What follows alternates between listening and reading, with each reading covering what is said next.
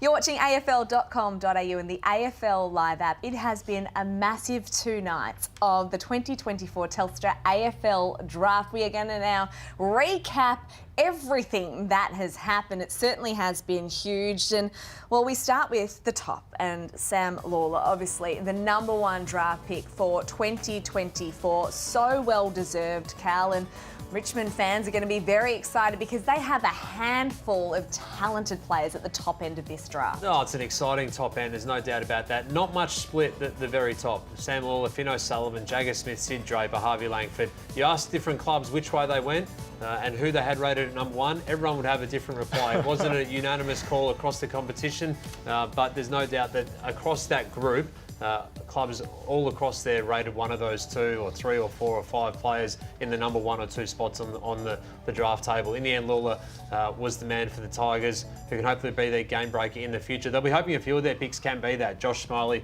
Jonty Fall, and also Taj Houghton coming through, as well as Luke Traynor and Harry Armstrong. Toby Travalia and Alex Taru to the Saints. They were one of a couple of clubs to have multiple picks in there, as well as Xavier Lindsay and Harvey Langford for the Demons. Yeah, and then we got to a really interesting part of the draft after Richmond's second pick at Jonty Fall, because Port Adelaide traded up for Joe Berry. West Coast Bo Allen sort of almost fell in their lap in the end. There was a point where they might have taken him at pick 3 had they stayed there. Murphy Reid went to Fremantle and the Giants were on the board. Ollie Hannaford, Harry Oliver and Cody Angove with their next pick. Sandwiched in between there, of course, was the Swans, who entered the picture. They placed the bid on Sam Marshall, but they also got Jesse Detoli and Ned Bowman. And then, of course, there's the big trade to end the first night of the draft with North Melbourne giving up a future 1 to get Matt Whitlock. Here's how we started the second night of the draft. Richmond went with the third tall forward, so Tom Sims, the 199cm prospect out of the Northern Knights. And then the Western Bulldogs, they had a real suite of selections on night 2, starting with Lockie Jakes. And then we also saw a couple of the key position players come off the board in the early stages of night 2. Jobe Shanahan went to West Coast, James Barrett went to St Kilda, and then Jack Whitlock went to Port Adelaide. Yeah, Noah Miraz as well in that group to the Hawks with their first pick. And Harry O'Farrell got to the Blues as well, as we continued to look through the group. A few bids in round 3. This was the bidding round, wasn't it? Ty Gallop to the Brisbane Lions, the key forward there. Ben Cambriali, then Lucas Cambriali a little bit later on. Joel Cochran, well, the Swans didn't match. That was one of the interesting ones from a Pies perspective, as did the Demons with Riak Andrew, the younger brother of Mac. And the Cooper Demons Bell decided not to do that. And Cooper Bell, of course, as well, who the Suns grabbed out of the Giants Academy. So a bit of a split there in terms of the matches or not. A couple of surprises in there as well. Maybe even a couple of shocks that Alex Dodson got through that late. Yep. And also a couple of others in that group too, as clubs started to pick their own adventure, really. Sam Davison, of course, was the mature age player that the Western Bulldogs took in amongst that out of the Richmond VFL program. Richmond traded up to get Jasper Alger. He was sitting on the board for quite some time. It was a bit of a surprise that he went at pick 58, given he would have been in Richmond's sights at pick 28, 30 picks earlier to start the night. He got through there, so Richmond traded up, got him. Tyler Welsh, we knew he was getting to Adelaide. They picked him with that selection. St Kilda also moved up to take Patrick Said. Essendon got the small forward, Reece Unwin, who was a really good pick, and then we started seeing a couple of clubs make some more bids. So Hawthorn picked out their own academy player in Cody Anderson, the beast from the east. Geelong made the bid on Lenny Hoffman, who was tied to St Kilda's academy. St Kilda opted to pass up on the opportunity to match him, so he got to the Cats there. River Stevens, the father-son prospect at North Melbourne. And then Aidan Johnson, a mature age key forward out of the Werribee Football Club. They just won the VFL Premiership, of course.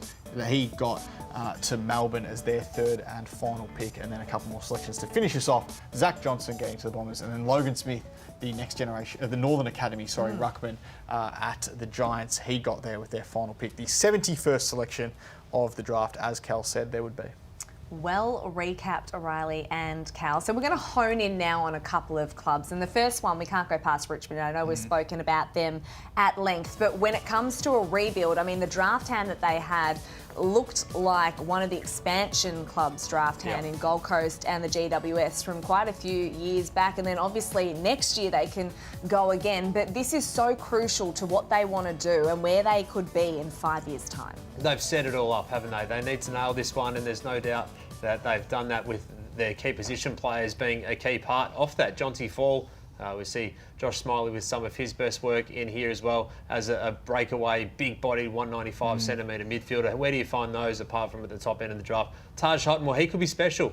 He could be really special. That was probably the pick that changed the course of the draft in the first round when the Tigers grabbed him ahead of a couple of clubs who wanted him. There's also the key forwards that they've looked at. Luke Traynor as a key back. He'll be able to play some footy next year, I believe. Then Harry Armstrong, well, he's the second half of the season special, really. He really bolted into that sort of territory as well. Tom Sims is a key forward as well, and Jasper Alga as well. So they set it up for the future. And the thing about the Tigers, they go bang, bang, bang, bang, bang, bang, bang, bang, bang this year. Then next year they can already go bang, bang. With 2 first-round picks for next year, you'd expect them to have 2 top 5 picks in 2025. Tigers fans, you should be very, very happy indeed. And that's the staggering of picks that'll help them build this club back again. And it also is the bonus of having so many picks that they can afford to do that on a night like tonight. So they've nailed it. Now, incredible work from the Richmond Football Club. Let's take a look at St Kilda as well. And Cuddly Ross was at his best, and I'm sure he's giving the recruiting team a big hug at this point because they did really well getting the flying Viking there, Alex Taru, who really could be anything, Cal. And then Toby Travalia, who, even though he's played in defence, could be that midfielder that the Saints fans are looking for. Forget just the fact that Alex Taru is probably one of the most marketable players in the draft if he gets going. The blonde with bombshell. The swagger and the confidence that he has. He could also be one of the best players in the draft, and he believes that absolutely firmly, that he's got some star factor in there. He's competitive and he's hard, and so is Toby Travalia. That is the way that they've gone early doors with character traits that will fit into a side that is rebuilding and building through the draft. James Barrett is the same. He's got a hard edge too as a key back. And alongside Alex Taru, we'll see them play a bit of footy next year. Hugh Boxer, well, he was linked to that first pick of the second night for the Saints with that Barrett selection. They managed to get him back in at 45. Alex Dodson, I think they needed to take a ruck at some point over the couple of nights, and they did that through pick 53, the slider there probably, and they were able to nab him. And Patrick said a small forward / midfielder from the Calder Cannons who they had their eyes on as well. So I really like their mix.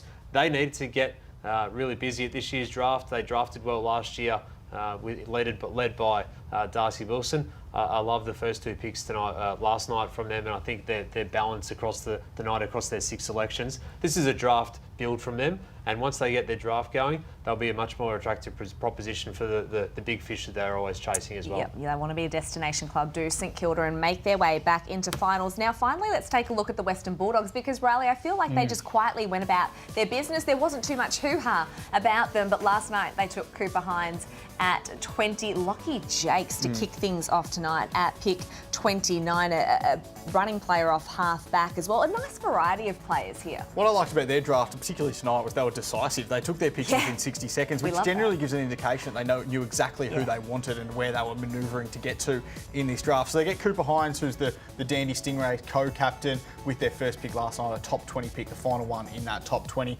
He's a forward that can go through the midfield, a powerful, explosive, kicks goals. Lockie Jakes, as you mentioned, someone with speed and burst and dash and pace and flair across half-back. Someone that plays like a Jason Johannesson, who was a key part of that 2016 Premiership, of course, won the Norm Smith medal. Josh Dolan, the midfielder, adds to their midfield stocks. We said they would like to add to their midfield stocks throughout this year's draft, given they lost Bailey Smith and Jack McRae and they were unable to bring in Xavier O'Halloran from the Giants during the trade period. There's some questions around where Sam Davidson would fall. He's a 22-year-old about to turn 23 next month, out of Richmond's VFL program, but one of the most highly rated VFL prospects in this year's pool. He gets to the Western Bulldogs at pick 51, and he'll add another really versatile forward to their mix alongside Cooper Hines that will be able to play senior footy in 2025. You'd have to think, given he's got the runs on the board at VFL level this year. And then they finished off their night with Luke Kennedy, the Sandringham Dragons midfielder, a member of that Premiership team for the Dragons. So a really nice night for the Western Bulldogs.